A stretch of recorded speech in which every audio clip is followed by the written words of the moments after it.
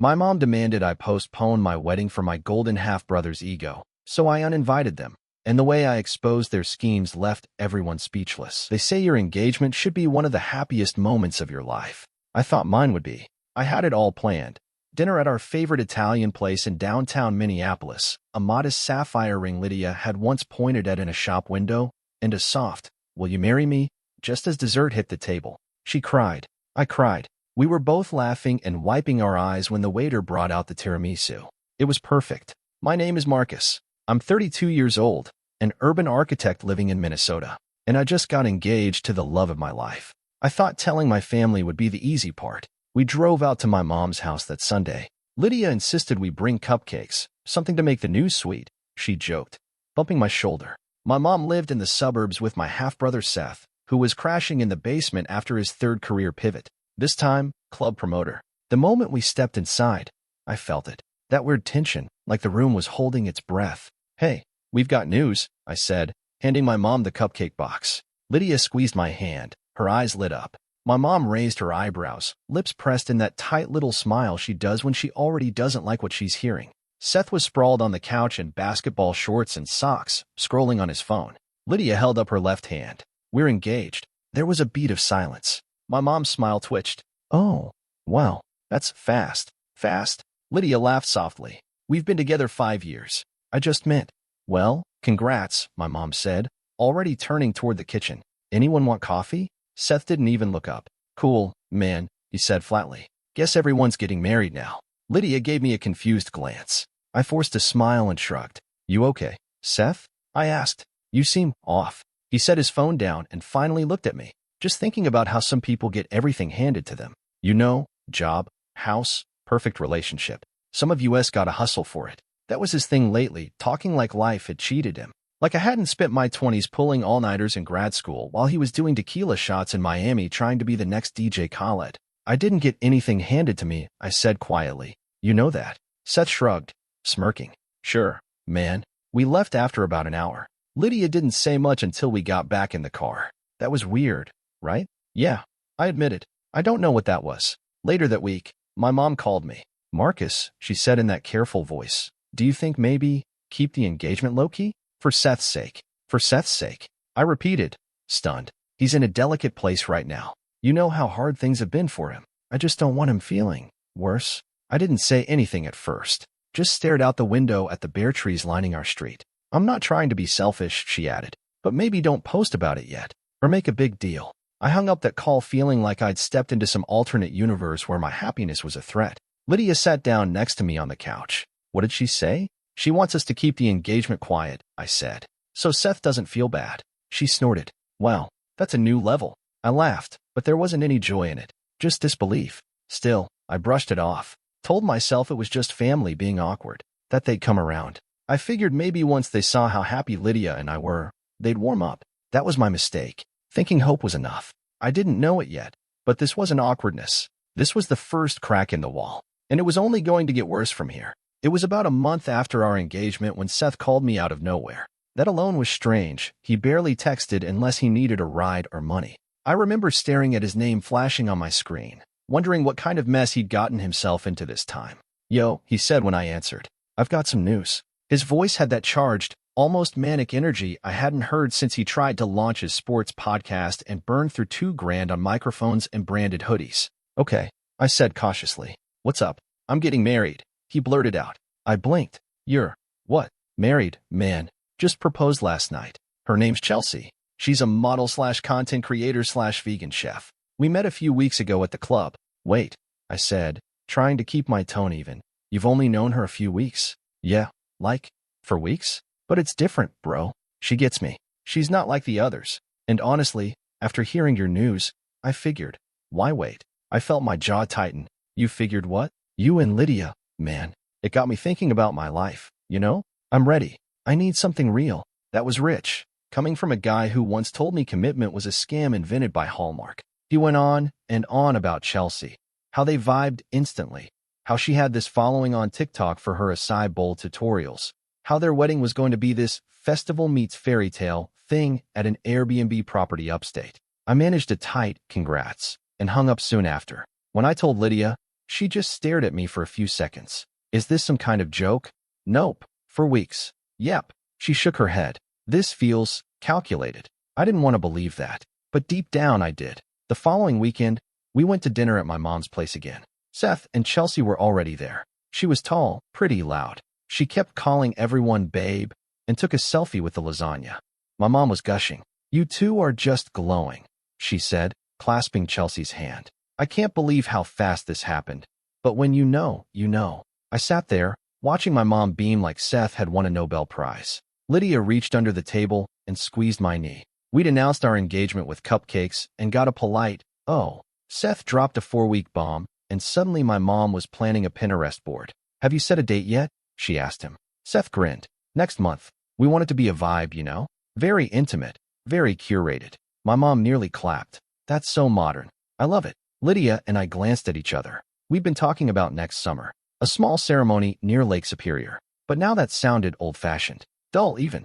After dinner, on the ride home, Lydia said, she literally called their relationship authentic love. I know. And your mom said Seth had really matured. Yep. We drove in silence for a bit.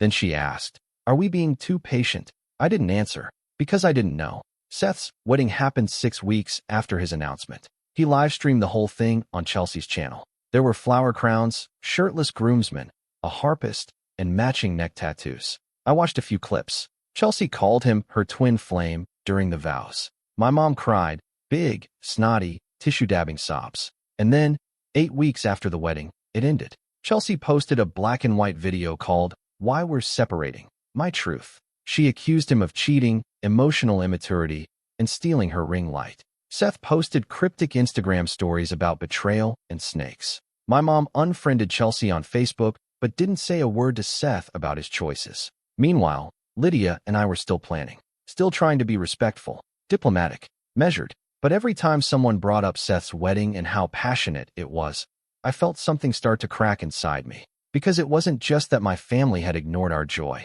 It was that they celebrated as chaos and called it love. And I was starting to see that this wasn't about fairness or timing or sensitivity. This was about Seth never being told no, and us being told to stay quiet so he wouldn't throw a tantrum. That realization, it hit hard, because I was finally starting to accept that this wasn't a phase. This was who they were. At first, it started with little comments. My mom would call during the week and slide them into the conversation like she was just thinking out loud. So, she'd say, have you and Lydia decided on a date yet? Not that it's any of my business. Just curious. I mean, it's a lot to plan, especially when some people are still picking up the pieces. Picking up the pieces? I asked. She sighed. Seth's been having a hard time. You know that. The divorce hit him harder than he lets on. I said nothing, because I knew what was coming next. I just worry, she continued. A big wedding might make things worse for him. Emotionally, he's very fragile right now. I bit back the first thing that came to mind. Lydia told me once, your mom wields guilt like a chef wields a knife. Fast, sharp, and somehow always clean. She wasn't wrong. I told her we hadn't picked a date yet, and ended the call. The next one came 2 days later, this time from Seth. Bro, he said, can I be real with you? I already knew I was about to regret picking up. Go ahead. I've been trying, man. Really trying. But seeing all your wedding stuff online, it's like a punch in the gut. I blinked. I haven't even posted anything. Well, Lydia has. I saw the flower samples. The color scheme. You know, just kind of rubs it in. Rubs what in? That you're moving on. Like, building this life. And he trailed off with a heavy sigh. I just think maybe now's not the best time for a big event. For me, there it was. The request without the actual words. The implication hanging in the air like smoke. I didn't say yes. I didn't say no either. That weekend, I told Lydia everything. She was quiet for a moment, then looked me dead in the eye. They want us to postpone. I nodded. She shook her head. No, absolutely not. You've been bending over backward for them since we got engaged. I know, I said. But if you don't, what? Seth's going to have another meltdown? That's not your responsibility. We didn't make any changes. Not then. But the calls kept coming. From my mom. You know, Marcus, weddings don't have to be this big. A courthouse can be beautiful. From Seth. I don't know if I'll even be able to come if it's this soon. It just hurts too much. Even from an aunt I hadn't spoken to in months. I heard you're doing a destination thing? Doesn't that seem a little flashy considering? Considering what? They never said the word jealous. But it was there, under every sentence. Like an unwanted guest at the table. Then came the shift. My mom called one night and said, "Sweetheart, we've all been talking, and we just think it might be healthier if you scaled back. For everyone's peace of mind." What do you mean scaled back? Just something simple. A brunch. A backyard reception. Maybe even no ceremony. I mean, why not save the money? We're not canceling our wedding, I said. Who said cancel? She said quickly. No one said cancel. But a week later, she said exactly that. I just think, she said slowly, carefully, maybe it's best to wait until things settle. You don't want to go into marriage with this kind of tension hanging in the air, do you? That was when I finally snapped. This tension isn't coming from me, I said. It's coming from you. And from Seth. Because God forbid something happen in this family that isn't about him. Marcus, she said, wounded. That's not fair. No, what's not fair is asking me to erase my joy because Seth made a bad decision and now doesn't want to see anyone else happy. She went quiet, but I knew it wasn't over. The next morning, we woke up to a group text, my mom, Seth, 2 aunts, and a cousin. A long message about family unity, healing, and how sometimes postponing a wedding is the most loving thing a sibling can do. Lydia stared at the screen, then turned to me. You realize this is emotional blackmail, right? I nodded. I know. So what are you going to do? I took a deep breath. We're moving forward, on schedule, as planned. Her smile was tired, but proud. Good. But inside, I felt it. The storm wasn't over. It was just starting to pick up speed. Christmas at Aunt Darla's was always a big deal. She had one of those houses that looked like it had been professionally decorated. Twinkling lights on every window, cinnamon candles burning in every room, a 17-pound ham in the oven. The whole family showed up, even the cousins who normally bailed on everything. It was the one time of year everyone put on their best face. But this year, it felt different from the minute we walked through the door. Lydia looked amazing, red dress, soft curls, and that quiet grace she always carried. I brought a bottle of wine and a box of Lydia's homemade cookies. My mom greeted us with a polite hug, tight-lipped. Seth barely looked up from his phone. He was slouched on the love seat like a kid in timeout, eyes red, hoodie pulled over his head. We mingled for a while, made small talk with cousins, laughed politely at Uncle Paul's same old jokes. But there was this undercurrent, like everyone was waiting for something to happen. And then it did. We had just sat down for dinner, 20 of us squeezed around a long table that stretched into Aunt Darla's sunroom, when Seth let out this theatrical sigh. Loud, like the sigh of a man carrying the weight of the world. Everyone turned. What's wrong, sweetie? My mom asked, all soft and wide-eyed. Seth stared at his untouched plate, then looked up with tears in his eyes. I didn't think it would hit me this hard. The room went silent. My fork froze halfway to my mouth. What's hitting you? Aunt Darla asked, confused. He wiped a hand down his face. The divorce. The loneliness. Watching other people plan weddings while I can't even keep someone in my life for a month. His voice cracked perfectly, like he'd rehearsed it. My mom reached over and patted his hand. It's okay, baby. It's okay to feel. Seth shook his head. It's just hard. Seeing Marcus talk about venues and cake tastings like nothing happened. Like my pain doesn't matter. I nearly choked on my water. Are you kidding me? I said, too loud. All eyes turned to me. Lydia stiffened next to me, her hand resting on my knee under the table. Marcus, my mom warned. Not now. No, I said, setting my glass down. Now's perfect. Since we're all here watching the performance, might as well stay for the second act. A few people chuckled nervously. Seth blinked at me, like he couldn't believe I was breaking the script. You're not the only one who's been through stuff, I continued. But you don't see me hijacking someone else's holiday dinner to make it all about me. I wasn't trying to make it about me, he said, all wounded and wide-eyed. Then why are you crying in the middle of dinner while my wedding is the subject? Because you keep rubbing it in my face, he shouted. I laughed. You mean existing? Loving someone? Planning a future without asking your permission? Marcus, my mom snapped. Can you just? No, I said, turning to her. Don't. You've been running cover for him since we were kids. Every bad grade, every broken promise, every disaster. Seth's just sensitive. Seth's going through a lot. Let's not upset Seth. Because he struggles, she said. No, he avoids responsibility and expects everyone else to carry the weight. I said, my voice low now, steadier. He rushed into a marriage to compete with me, and when it exploded, because of course it did, suddenly my happiness is too much for him to handle. Seth stood up, knocking his chair back. You think you're so perfect. I don't, I said. I just think I've earned this. I've worked for this. I didn't lie, or cheat, or fake love for attention. The room was dead silent. My cousin Jenna muttered, well, that's not untrue. My mom looked at her sharply, but Jenna just kept eating her mashed potatoes. Seth pointed at me, hand shaking. You've always looked down on me.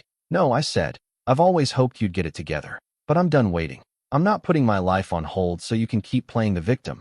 Seth stared at me like I had slapped him. Then he stormed out of the room. The front door slammed a moment later. My mom stood there, mouth open, like she couldn't decide whether to follow him or scold me. I should check on him, she said. Go ahead, I said, but I'm not apologizing. She hesitated, then walked out without another word. The silence lingered. Then Aunt Darla cleared her throat. Well, she said, the ham's getting cold. People chuckled awkwardly, but nobody was laughing like they meant it. A few averted their eyes when I looked around, but more than a few nodded at me, quiet, subtle, like they were finally seeing what I'd been seeing for years. Lydia reached for my hand under the table and squeezed. You okay? She whispered. I nodded. For the first time, I really was. It was the day after Christmas when Lydia and I sat at the kitchen table, sipping cold coffee and listening to the silence in our apartment. Neither of us had said much since the blow-up at Aunt Darla's, but we didn't need to. We both knew what the next step was. It had been building for months. I think we need to uninvite them, Lydia said quietly. I stared at the rim of my mug. Yeah, I said. I've been thinking the same thing. She gave a small nod, like she had expected me to resist. But I didn't. Not this time. I wanted them to come, I said. I really did. Even after all the crap. But I don't want to spend my wedding day waiting for someone to throw a tantrum or make a scene. They've made it clear it's not about us, she said. It's about control, and we're not giving it to them. I exhaled slowly, trying to ignore the guilt creeping up the back of my throat. It felt like I was breaking some sacred rule. You don't uninvite your own mother. You don't leave your brother off the guest list. But then again, they hadn't exactly been acting like family. So I drafted the email. It took me a couple hours to get the tone right. Not angry, not accusatory, just firm, calm, like I was setting a boundary, not starting a war. Mom, Seth, after a lot of thought and conversations with Lydia, we've decided that you will no longer be attending our wedding. The constant pressure to downplay our engagement, the emotional manipulation, and the lack of support have made it clear that your presence would not contribute to a healthy or joyful environment. This decision is final. We hope, someday, you can reflect on how we got here. We are moving forward with love and clarity. Marcus, Lydia read it over my shoulder. Send it, she said. So I did. The backlash came fast. First, my mom called 6 times in a row. When I didn't pick up, she sent a flurry of texts. What are you doing? This is insane. You don't just disinvite your own family. Do you want to kill Seth? Is that what this is? Then came the voicemails. Long ones. Teary. Hysterical. Marcus. My mom sobbed. He's been crying for hours. He hasn't eaten. He's talking about disappearing. Do you want that on your conscience? I played them on speaker while Lydia stood at the sink, drying dishes. She's really leaning into it, Lydia muttered. My aunt texted me later that evening. I don't want to get in the middle, but family is everything. You'll regret this one day. Then a cousin I barely knew chimed in with a DM on Instagram. I always thought you were the mature one. Sad to see this side of you. It was like they'd all been handed the same script. But for every message that tried to guilt me, there were others. From my dad, who'd been quiet for years since divorcing my mom. Saw the blow up. Proud of you. Let me know if you need help paying for extra security. Seriously. From Lydia's sister. You guys are doing the right thing.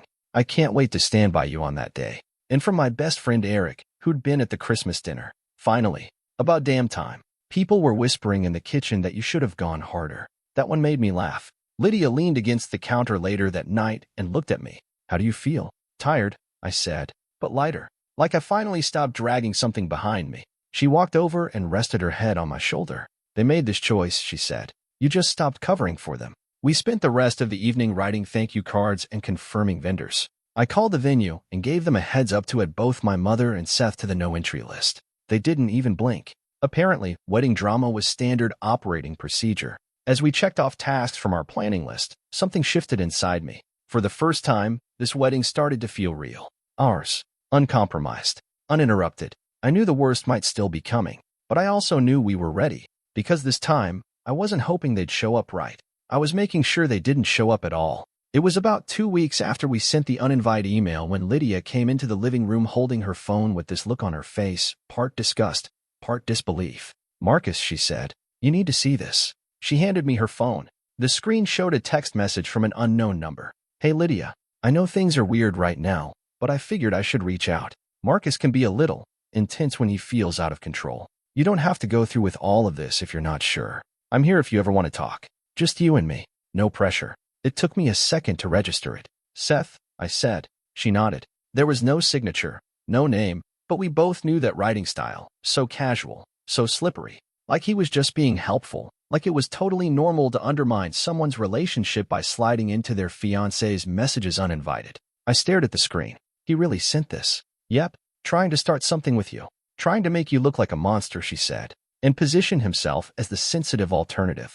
It's pathetic. Lydia blocked the number without another word, but I could see the tension in her shoulders. This wasn't just a stunt, it was a violation. We sat down that night and decided to document everything. We screenshotted the message, saved the timestamp, and backed it up in 3 different places. Not because we were going to the police or anything, but because we were tired of being gaslit, tired of being told we were overreacting. I want people to see who he really is, I told her. No more protecting him. So we started sharing, not on social media, not publicly, but with the relatives who'd been sitting on the fence, the ones who'd sent those neutral little texts. I hope you guys can work it out. The ones who didn't want to pick sides. I sent one cousin a copy of the message with a note. Just so you know, this is what we're dealing with. Seth is texting my fiancé behind my back, trying to stir doubt. This isn't grief, it's manipulation. Another cousin, one who had tried to stay neutral, replied after reading it. That's not okay. I had no idea. I'm really sorry. The tide started to turn,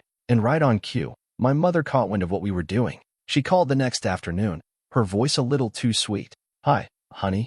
Hi. I just wanted to check in. How's the planning going? I could feel it coming. The fake niceness was her tell. It's going well, I said flatly. That's good. You know, I was thinking, maybe things got a little out of hand. Maybe Seth was just feeling cornered. There it was. So he texted Lydia, I said, behind my back, to sow doubt. That's not cornered. That's calculated. My mom sighed. Oh, Marcus, you're blowing it out of proportion. He was just reaching out. He's hurting. No, he was trying to drive a wedge between us. And if Lydia hadn't shown me the message, he might have succeeded. My mom's tone turned sharp. Why are you spreading this around? Telling people? Do you want to humiliate him? No, I said. I want people to understand why we're doing what we're doing. Because you spent the last 3 months making us look like the villains. We're not. She went quiet. Then she muttered, you don't know what it's like to have a child spiral. I do, I said, because I watched you let him spiral for years. And every time, instead of helping him stop, you made the rest of us adjust. That's not fair. No, what's not fair is the fact that my wedding, my marriage, is being treated like an inconvenience to his feelings. And now, because you've enabled him for so long, he thinks it's okay to interfere directly with my relationship. She tried one last card. I'm just afraid you'll regret this. I almost laughed. No, I said. What I regret is waiting this long to draw the line. We hung up after that. Not in anger, just with a kind of finality. Like we'd both stopped pretending we were ever going to agree. Lydia and I spent the rest of the night going through our guest list, sending a few more messages to the people we knew needed clarity. It wasn't dramatic. It wasn't public. It was just truth. By the end of the week, the noise quieted down.